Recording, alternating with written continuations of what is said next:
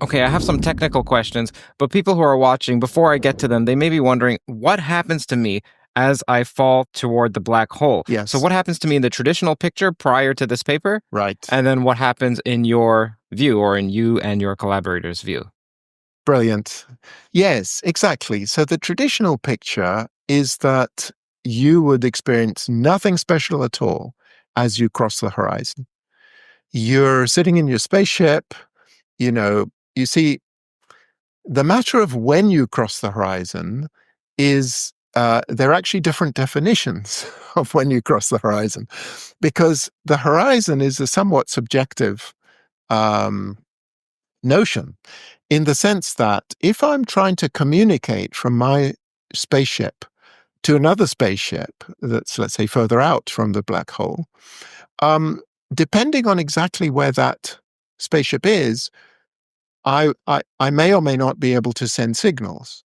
So when I cross the horizon, the usual definition of what's called the event horizon Right. is that when I cross the surface, I cannot communicate to someone at infinity, at infinitely far away from the black hole. No signal I send will ever reach infinity.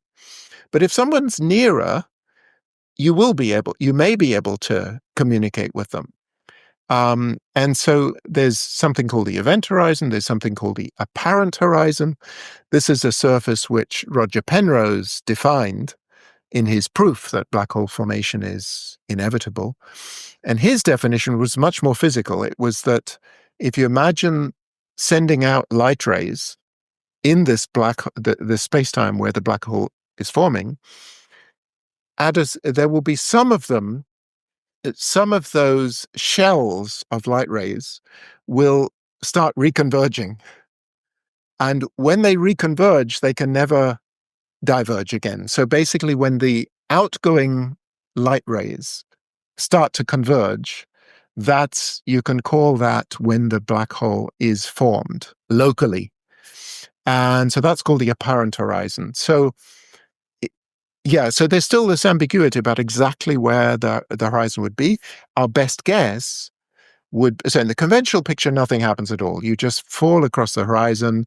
Okay, some of your signals Both horizons, doesn't matter if it's a parent or if it's an event. doesn't matter. In the standard picture, it doesn't matter at all, because locally, you have no idea whether your signals are ever going to reach somebody. It's not something that concerns you at all. You might send a signal and nobody ever receives it, but so what? You don't experience anything in the standard picture. You just fall across the horizon and nothing happens to you at all. What happens next is very dramatic, because you then inevitably fall into the singularity and get crushed.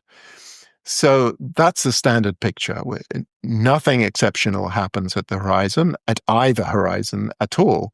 The horizons, by definition, are just, where light either fails to make it off to infinity, or the outgoing light rays start to reconverge. And in fact, that doesn't really affect you at all either, because it's a very global property. It's not something you could measure locally. Okay, so when does this crushing occur that people see in sci fi movies? And where's the hypercube from Interstellar? Oh, it's at the singularity. Okay, so in Interstellar, the assumption was that they went into the black hole, and then something very spectacular happens at the singularity itself. Now, the truth is that no one has a clue how to make sense of a curvature singularity in general relativity. What happens is that space shrinks in one direction, um, and blows up in orthogonal directions. So typically it shrinks in one and blows up in two, or shrinks in two and blows up in one. Um, and that's just sort of a catastrophic failure of the theory. The whole picture of space-time gets stretched and crushed alternately. In fact, there's something that happens there called Mixmaster chaos. And the Mixmaster was a machine in the 1960s, which is a food blender. Okay. So some company, I'm not sure which, maybe it was General Electric, made Mixmasters. And so this phenomenon of this space-time in which things get crushed and stretched and crossed and stretched alternately is called mixmaster behavior. So that is the classical expectation. And in Interstellar, that doesn't make any sense. Everything goes haywire. So in Interstellar, they replaced this by somehow time travel, right? And the ability to communicate, let's say, across time. Um, and but nobody really has, I would say, a good physics idea for how to make sense of what happens to you.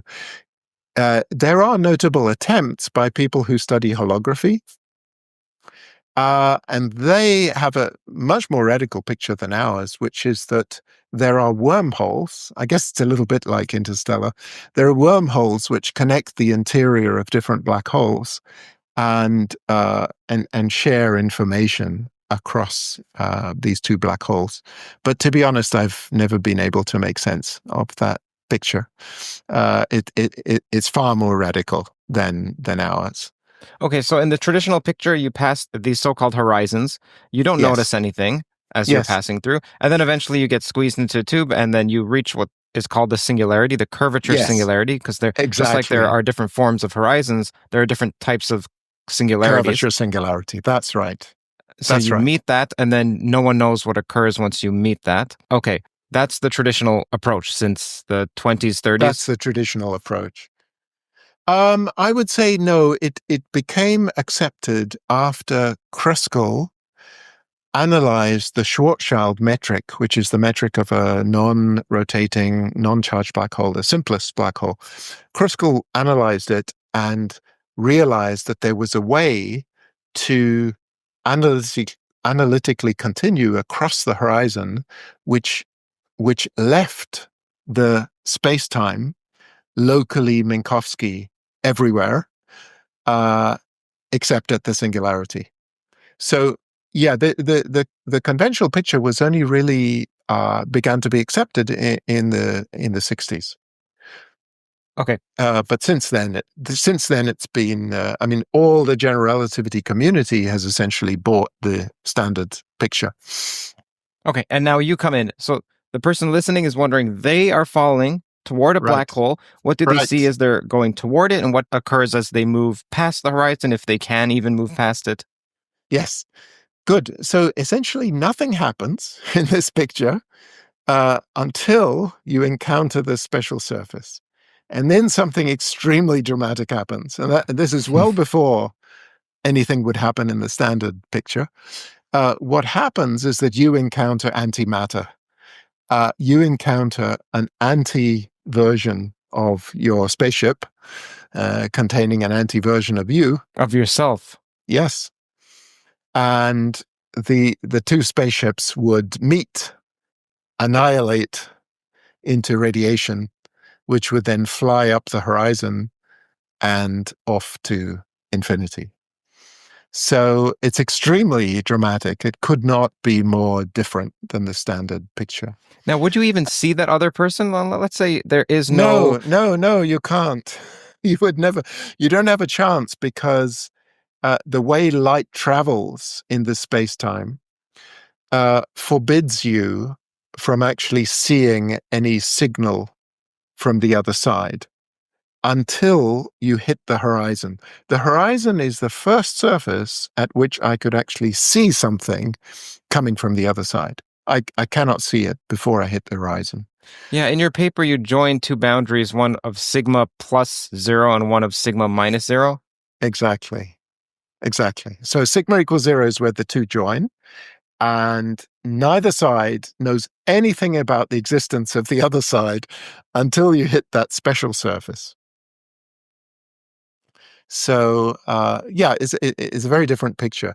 By the way, some ideas which in a certain way anticipated what we did also became popular briefly in the string theory community in the I guess 2020s, sorry, 2000s, which was called the firewall. People argued, and this was Joe Polchinski and Don Maroff and others, they argued that because black hole formation violated quantum mechanics so badly in the conventional picture, there had to be a different resolution. So they argued there must be a firewall. There must be something which prevents you from going into the interior.